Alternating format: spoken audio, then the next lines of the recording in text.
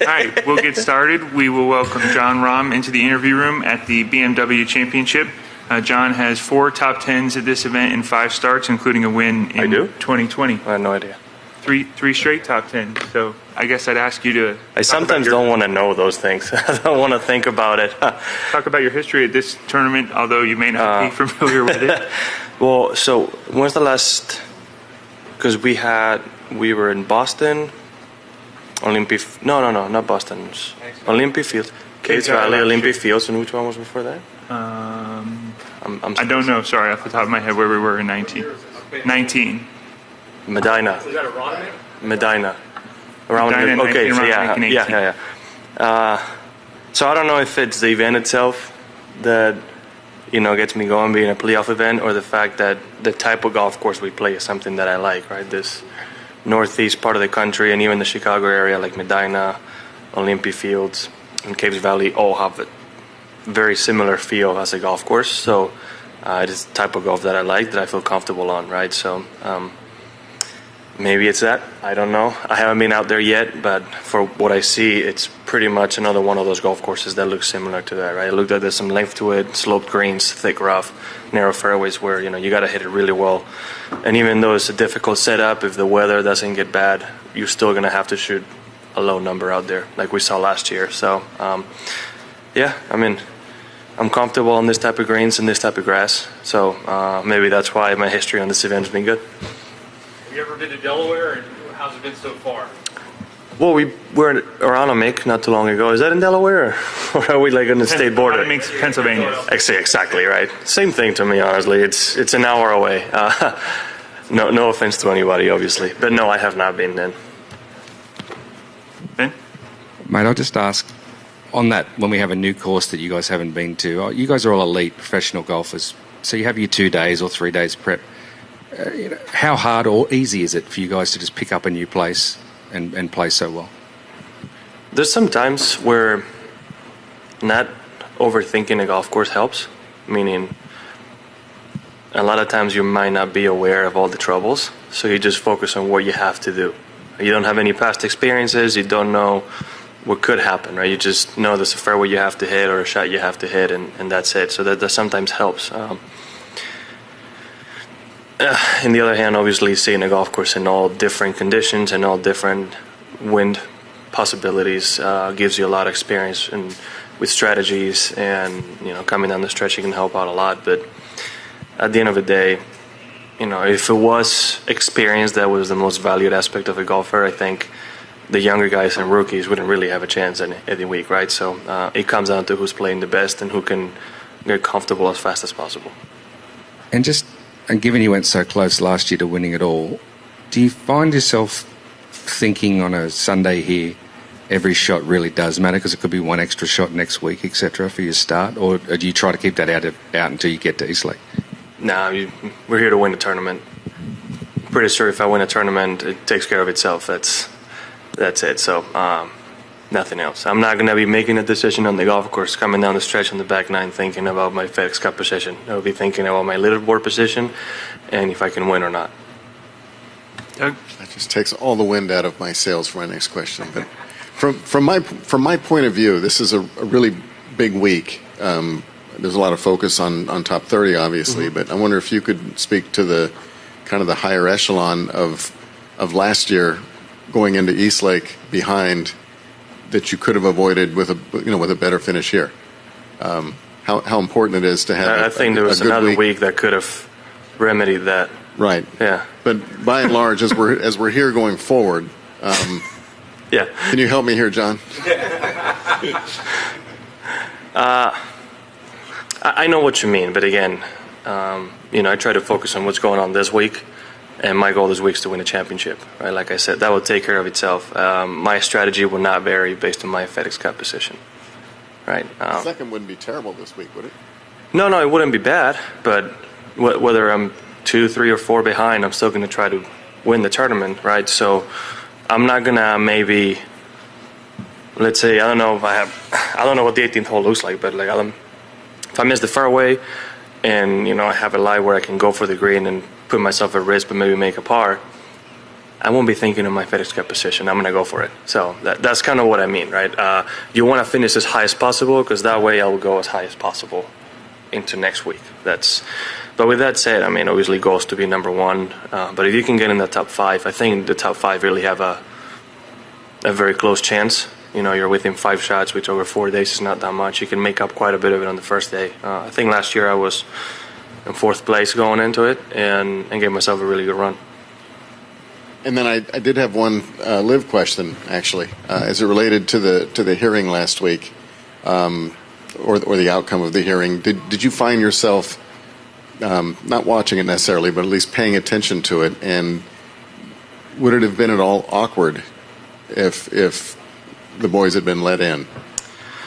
Well, I can tell you I had zero attention on it. I only found out that it was going on because I walked by player dining and I saw about 10 really nervous people pacing all around the room. And I was like, well, there's something going on. And then I asked and heard what was going on. But I was in the room when the judge made her decision known, but only because I was walking by and they told me it was time. So I was like, yeah, I'll stay. I think it could have made things a little bit awkward, yeah. They chose to leave the PGA Tour. They chose to go join another tour knowing the consequences and then try to come back and get, courts and justice in the way. Wouldn't have, I would say, sit extremely well with me, but at the same time, they're adults, right? They're free to do as they please to an extent, and that's what they chose to do. If they're allowed by a judge, I'm nobody to say otherwise. So, I mean, would have been awkward, possibly, but I guess we'll never know. Did you get any sense that we're not going to see these guys for a while? I mean, it doesn't look like it. I'm confident that the live side of things are still gonna push strong to keep trying to change some things. But I also know that the lawyers in the PGA Tour side are gonna keep fighting to keep things the way they're going right now. So it's not the last thing we're gonna hear from them, but I don't know. I mean, I just started watching the show Suits, so I'm kind of learning now about what happens in a courtroom. Gene? Hey, John, following up on that a little bit, when you look at the top 6 in last year's BMW, 3 of them are in live now. They're not here this year. Obviously, kind of what's your perspective on the field this time around with some of those great players not here? I mean, one of the great things about the PGA Tour is the depth of field, and 3 of them won, but we got Will Zalatoris and Cameron Young, who are 2 amazing players that have played amazing this year, and the rise of many other great stars. So there's always a hungrier future star coming that's willing to put in the work and make themselves know. Lack of talent on the PGA Tour and in the world of golf is not an issue. So again, you might have lost some names, but you're gaining some great golfers. And those 2 players have done amazing this year and have made themselves known. So I don't think we're essentially losing that much because, like I said, you're just getting to know some great players that were there that you haven't heard of before. One more on that. There have been reports in various media outlets that Tiger's coming in today to kind of talk to some of the players about PGA Tour and live. Is there an insight you can give to us on that, and if it's happening, and what may become of that meeting? Boy, news can be wrong sometimes. There is a player meeting, but that's all I can tell you about that. There's also a PAC meeting, so I don't know if on the news they were talking about the PAC meeting or not. I saw Alan Shipnuck tweeted something, the most reliable source in golf. So I don't know what to tell you. I mean, I don't have Tiger's phone number, so I can't tell you if it's coming or not. I wanted to go back to 2016 and talk about your start on the tour. There's we've seen over the years a number of really good amateurs, college players, and they either haven't won yet out here, struggle out here, some don't make it out here.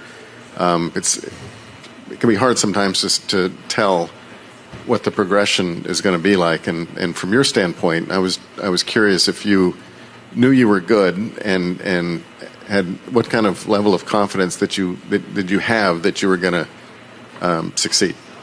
However you want to measure success. Yeah, lack of confidence has never been an issue for me. I've always been extremely confident in my abilities. But unlike many amateur or college players, I was able to test myself on PGA Tour events, and Phoenix being a massive one, and compete at it wasn't my A game, but still post the top 5 and actually have a decent chance of being up there. So that gave me a massive boost of confidence of kind of confirming what I already knew, that I had the talent to be up there and play with some great players that have been playing really good in the past. So when I turned pro and I went to Congressional to the Rocket Mortgage event, I only had one goal in mind. I had 6 events to get my card, but I can guarantee you I was trying to win those 6 events and almost succeeded twice. So again, I've said it many times, when I tee it up in a tournament, I tee it up to win, and that's what I tried to do. And thanks to some of those showings in the past, I knew I had the ability to play my game, and I knew my game was enough to get a win. Now, with that said, a lot of it is also how you're mentally prepared to handle it, right? Life as a PGA Tour golfer is not easy, and there's a reason why I stayed a 4th year in college, was to get ready. I could have turned pro as a junior, and I didn't because I didn't feel like I was ready. So I also promised my family I was going to graduate, but I think having an extra year to get ready and mentally prepare for what PGA Tour life is helped me out a lot. So, as badly as you want to win, when you did really well at Rocket or Congressional in, what was the other, was it Canada? Yeah. Yeah. Was there any part of you that was happy to have made progress towards your card, or still upset that you lost? How did you? No, I was upset that I lost. There was 2 instances. So on 17 on Sunday, I was in the second to last group, and I was charging up on Billy. Are we at Congressional? Yeah. Okay. I was playing great, and I was a couple back, and on 17, because adrenaline, I hit my layup a little too hard and went through in the rough, and never crossed my mind to try to hit it to the center of the green 2-putt and par 18 and guarantee myself a second place. I just went straight at the pin. Got a flyer, went long, made bogey, made par on 18, and finished 3rd. And the first question they asked me is, you just gave up $300,000, which would have pretty much guaranteed your card. And my response was, I'm not here to finish 2nd, I'm here to win. Right? Same thing was in Canada. In Canada, I had a 10-footer on 18 to tie Jonathan Vegas and get into a playoff, and I missed it. And one of the first things Tim Mickelson told me, my manager at the time, is you secured enough money, because at the time it was money, to guarantee your tour card. And the whole flight back home from Toronto to Phoenix, I was only thinking of the fact that I missed a 10-footer to possibly win a tournament. So no, maybe a couple of days after I realized, oh my God, I have my tour card. But at that point, it was only my 4th start. So no, I wasn't thinking about it. I wasn't at Congressional. Like I said, it wasn't me that asked the question. I swear. Like I said, I played to win, and that was my goal. I wanted to win. I didn't want to have to play all 6 events. I wanted to win one, be able to choose my schedule, and make the FedEx Cup playoffs.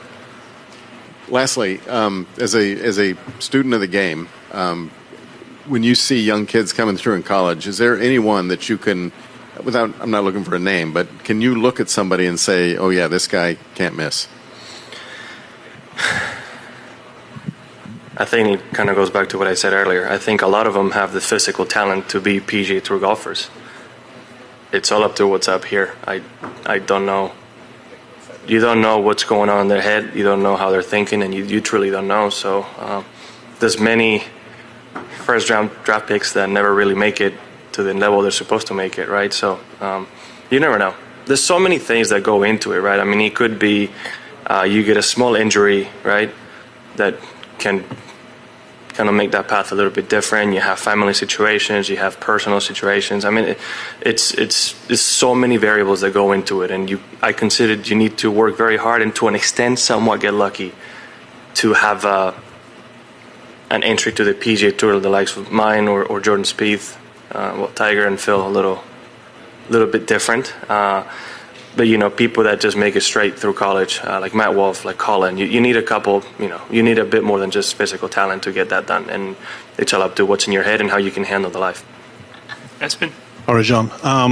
I just talked to some players yesterday, and they were surprised by how long the course is playing. Some of them were like comparing it almost to like a U.S. Open setup. What's your impression? Do you share that view? I'll let you know when I play, because I haven't been out there yet. My guess is, I mean, I heard there's some length to it, but we had some rain yesterday too, so I'm guessing it's not releasing on the fairway quite as much, right? If we get days like today for the rest of the week, Saturday and Sunday will be a little different story. But I mean, that's kind of how this event is played, right? They like the long rough, they like the course to be long, but at the same time, when you have soft greens at this level of the game, you will have some players that have enough distance to attack anything, and you still see low scores. So I don't know. I really haven't been out there. I wish I could tell you. Just curious about your view on the playoffs versus the regular season. How does your mindset change when you know it's so different in the scenarios? It doesn't change. My goal is to finish as high as possible on the leaderboard. I play to win, and if not, I'm going to try to finish second, if not third, and so on, right? 30th is better than 31st. That's simple as that, right? So my mindset doesn't really change. I know the consequences could be greater if going into next week if you miss a shot or not, but you can't be down the stretch thinking, oh, if I don't make a birdie, I'm going to be in 17th place next week, because it's just not, you know, what you do, that is a consequence of what you do on the golf course. So just focus to choose on what I have to do at the moment. All right, John, thank you very much for your time. Okay, sorry, one more for Doug. Just made me think. I thought you were so really gracious last year when you didn't win the FedEx Cup, and there was a lot of talk, I think, on our end. You started 4 behind, did you not? Something Something like that. Had the better score, blah, blah, blah. You seem to really accept the system. Is that well, I can't true? change anything. I know that, but I mean, do you have a pretty good understanding that this is just the way it's going to work? The best score doesn't win, or you could have a one. I think bad week. I've made my position on that clear in the past. I don't think it's the best system. You don't get to the Super Bowl and the team with a better record starts with a 2-touchdown advantage. I think it's absolutely ludicrous, but it's the best choice we have right now. Hang on, sorry, get the microphone. Or Djokovic didn't have a 1-set advantage over Kyrgios at Wimbledon. But I understand that's how the playoffs are made. I understand it's easier for the viewers and for us to know what's going on. Because I've spoken to past champions, and sometimes they would be on 16 and they didn't know, like, oh, if I make one birdie, I win the FedEx Cup. If not, this can happen. It was a bit confusing. So I understand that aspect of it, but it's, you know, it's a bit odd that you just are given certain. I've said it a couple of times before, but I think it's good for what we have right now. I don't know what the solution is. Well, just in that vein, you make the Super Bowl, you know, and you start on level pegging. If you went in number 1 and number 31 starting at scratch, you would be okay with that as the winner of the FedEx Cup? No matter what, you have to accept it. It's what it is. I mean, but if you're saying, is that what you're suggesting, that everyone there starts level, like just get there and then it's level playing? Oh God, no. No. I think listen. I've been told different things. One of the main things is, if the Patriots make it to the Super Bowl and they don't win the Super Bowl. And I'm like, my response is always, they finish second. I think it's ludicrous, again, that you can win every event of the year until that point. You have a bad week and you can finish 30th. I don't think that's fair, but it is what it is.